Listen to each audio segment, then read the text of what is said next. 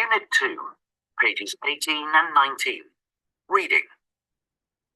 The Man at the Fountain. Philippe was standing by his cousin's newspaper stall when he noticed the thief. Philippe knew he was a thief because his picture was in the newspapers. In fact, his picture was in every one of the newspapers that his cousin was selling at this very moment. The square was bustling on this hot afternoon. Several stalls were selling cold drinks and snacks. People were sitting in the shade of the trees around the edge. Cooing pigeons strutted hopefully around the benches. Buses with dusty windows were cruising around the square. They wove their way through the never-ending flow of traffic. Now and again, one stopped under the trees. Its engine hummed noisily as the doors hissed open. Blue-grey fumes rose into the air, their oily smell mixed with the scent of roses that drifted from the flower seller's stall. Waiting passengers pushed their way onto the bus, while others left it and hurried away across the square. Nobody was taking any notice of the thief, but Philippe did not stop watching him.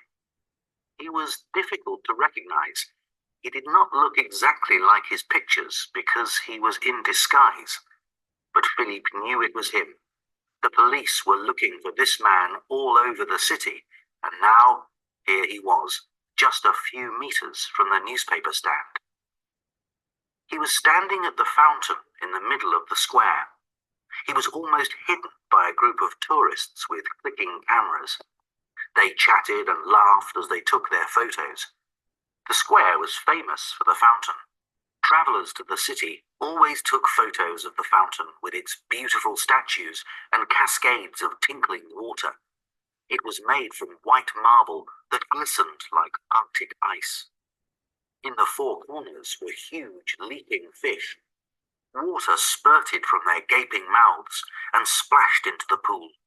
In the center of the pool, two powerful galloping horses were pulling a magnificent chariot that was driven by a warrior of ancient times.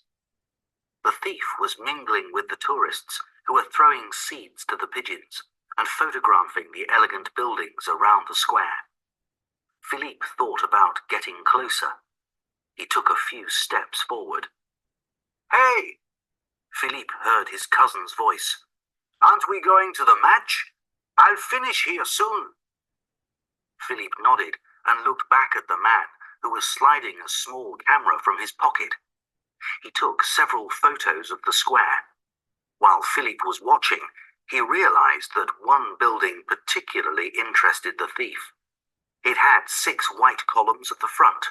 Broad steps led up to the massive wooden doors, and a blue and gold flag was flying above the vast entrance. It was certainly a beautiful building, and a good one to photograph.